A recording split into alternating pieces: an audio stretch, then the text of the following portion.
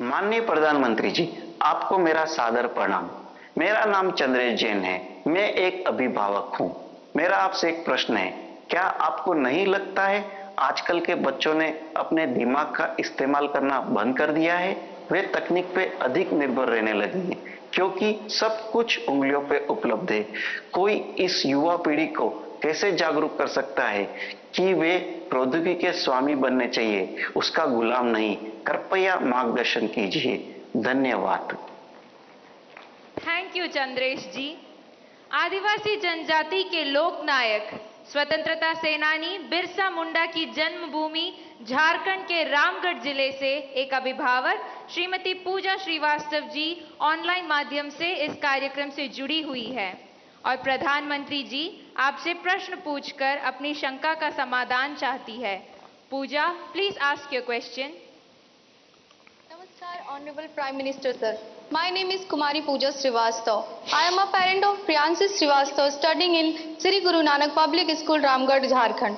Sir, I want to ask that how I can manage my daughter's studies with using social media platform like Instagram, Snapchat, Twitter. Please guide me on this. Thank you, sir. Thank you ma'am. Himachal Pradesh Shivalik पहाड़ियों की तलहटी में स्थित हमीरपुर जिले के TRDAV school Kangu के एक छात्र अभिनव राणा ऑनलाइन माध्यम से जुड़ रहे हैं और प्रधानमंत्री जी आपसे एक प्रश्न पूछना चाहते हैं। अभिनव, कृपया अपना प्रश्न पूछिए। Honorable Prime Minister Sir, Namaskar. My name is Abhinav Rana. I am a student of TRDAV Public Senior Secondary School, Kangu District, Hamirpur, Himachal Pradesh. Sir, my question is, how can we educate and encourage students to manage exam stress effectively while also harnessing the benefits of mobile technology as a tool for learning rather than letting it become a distraction during crucial study periods? Thank you, sir. Thank you Abhinav. प्रधानमंत्री जी, चंद्रेश जैन, पूजा और अभिनव जैसे अनेक लोग जीवन में social media और technology के बढ़ते दबाव की स्थिति से परेशान हैं। वे सभी तकनीक पर निर्भरता एवं इसके अधिक प्रयोग से होने वाली दुष्प्रभाव से कैसे बचें? कृपया इस विषय में उचित परामर्श प्रदान कीजिए। देखिए, हमारे यहाँ शास्त्रों में भी कहा गया है और सहज जीवन में भी कहा गया, किसी भी चीज का अति किसी का भला नहीं करता है। हर चीज उसका एक मानदंड होना चाहिए, उसके आधार पर होता है। अगर मान लीजिए मां ने बहुत बढ़िया खाना बनाया है, न्यूट्रिशन की दृष्टि से रिच है, टेस्ट आपकी पसंद का है, समय भी खाने का है, लेकिन बस खा रहे हैं, खा रहे हैं, खा रहे हैं, मां परोसती जा रही है। क्या ये संभव है? क्या संभव है? क्या कभी कभी तो आप मां को कहो, नहीं मां बस बहुत हो गया, अब नहीं खा सकता हूं। करते हो कि नहीं करते हो? अपनी प्रिय खाना था, हर प्रकार से न्यूट्रिशन वैल्यू वाला था, वो समय भी ऐसा था, खाने का वक्त था, फिर भी एक स्टेज आ जाता है जब वो खाना आपके लिए तकलीफ कर सकता है, वॉमिटिंग करवाएगा, हेल्थ खराब कर देगा। आपका कितना ही प्रिय खाना आपको रुकना पड़ेगा। रुकना पड़ता कि नहीं रुकना पड़ता? वैसे ही मोबाइल के ऊपर कितना ही प्रिय चीजें, कितनी ही चीजें आती हो, लेकिन कुछ तो समय तय करना पड़ेगा। अगर आप, मैंने देखा है आजकल बहुत से लोगों को जब भी देखो लगे पड़े हैं। आपने देखा होगा, मेरे हाथ में कभी, बहुत रेयर केस में कभी मोबाइल फोन मेरे हाथ में होता है,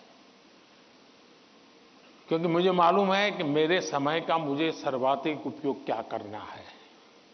जबकि मैं ये भी मानता हूं कि इंफॉर्मेशन के लिए मेरे लिए एक बहुत आवश्यक साधन भी है, लेकिन उसका कैसे उपयोग करना, कितना करना, इसका मुझे विवेक होना चाहिए। और ये दोनों जो पेरेंट्स की चिंता है वो इन दो की नहीं है, हर पेरेंट्स की चिंता है। शायद ही कोई अपवाद होगा। जो माँ बाप खुद भी दिन भर मोबाइल में अटके रहते होंगे ना, वो भी चाहते होंगे कि बेटा इससे बचे। और आपने देखा होगा, सबसे बड़ी बात, आपके जीवन को बहुत कुंठित कर देता है जी। अगर आप परिवार में देखोगे तो घर के 4 लोग 4 कोने में बैठे हैं और एक दूसरे को मैसेज फॉरवर्ड करते हैं, उठ करके मोबाइल नहीं दिखाते कि देख मैंने ये आया तुम देखो। क्यों? सीक्रेसी। ये इसके कारण एक बहुत बड़ा अविश्वास पैदा करने में ये भी एक साधन बन गया आजकल। अगर माँ ने मोबाइल फोन को हाथ लगा दिया, बस आ गया घर में तूफान। तुम कौन होती है मेरे मोबाइल को हाथ लगाने वाली? यही हो जाता है। मैं समझता हूं कि परिवार में कुछ नियम होने, जैसे खाना खाते समय डाइनिंग टेबल पर कोई इलेक्ट्रॉनिक गैजेट नहीं होगा, मतलब नहीं होगा। सब लोग खाना खाते समय गप्पे मारेंगे, बातें करेंगे, खाना खाएंगे। ये हम डिसिप्लिन फॉलो कर सकते हैं। घर के अंदर मैंने पहले भी कहा है या दोबारा कहता हूं, नो गैजेट जोन, कि भाई ये कमरे में कोई गैजेट की एंट्री नहीं, हम बैठेंगे, बातें करेंगे, गप्पे मारेंगे। परिवार के अंदर वो ऊष्मा का वातावरण उसके लिए जरूरी है। तीसरा, हम हमारे खुद के लिए भी अब टेक्नोलॉजी से हम बच नहीं सकते हैं। टेक्नोलॉजी को बोझ नहीं मानना चाहिए, टेक्नोलॉजी से दूर भागना नहीं चाहिए, लेकिन उसका सही उपयोग सीखना उतना ही अनिवार्य है। अगर आप टेक्नोलॉजी से परिचित हैं, आपके माता पिता को पूरा नॉलेज नहीं है, सबसे पहला आपका काम है आज मोबाइल पर क्या क्या अवेलेबल है उनसे चर्चा कीजिए, उनको एजुकेट कीजिए और उनको विश्वास में लीजिए कि देखिए मैथ्स में मुझे ये चीजें यहां मिलती हैं, केमिस्ट्री में मुझे ये मिलती हैं, हिस्ट्री में ये मिलती है और मैं इसको देखता हूं, आप भी देखिए। तो वो भी थोड़ी रुचि लेंगे। वरना क्या होगा, हर बार उनको लगता होगा कि मोबाइल मतलब ये दोस्तों के साथ चिपका हुआ है, मोबाइल मतलब रील देख रहा है। अगर उसको पता चले कि भाई इसमें ये पार्ट है, इसका मतलब ये नहीं कि माँ बाप को मूर्ख बनाने के लिए बढ़िया चीज दिखा दे और फिर दूसरा करे। ऐसा नहीं हो सकता है। हमने पूरे परिवार में पता होना चाहिए क्या चल रहा है।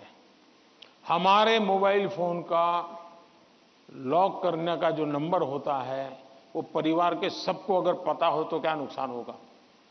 परिवार के हर सदस्य को हर एक मोबाइल का अगर इतनी ट्रांसपेरेंसी आ जाए, आप काफी बुराइयों से बच जाएंगे, काफी बुराइयों से बच जाएंगे। कि भाई हर किसी को हर एक भले मोबाइल अलग होगा, लेकिन उसका जो कोड वर्ड है उसको मालूम है, तो ये भला हो जाएगा। दूसरा, आप भी अपना स्क्रीन टाइम को मॉनिटर करने वाले जो ऐप्स होते हैं उसको डाउनलोड करके रखिए। वो बताएगा कि भाई आपका स्क्रीन टाइम आज इतना हो गया, आपने यहाँ इतना टाइम गंवाया है, आपने इतना टाइम, वो आप स्क्रीन पर ही आपको मैसेज देता है, वो आपको अलर्ट देता है। जितने ज्यादा ऐसे अलर्ट के टूल्स हैं, हमने अपने गैजेट्स के साथ जोड़ के रखना चाहिए ताकि हमें भी पता चले, हाँ यार ज्यादा हो गया, अब मुझे रुकना चाहिए। कम से कम वो हमें अलर्ट करता है। एट द सेम टाइम उसकी पॉजिटिव उपयोग कैसे कर सकते हैं।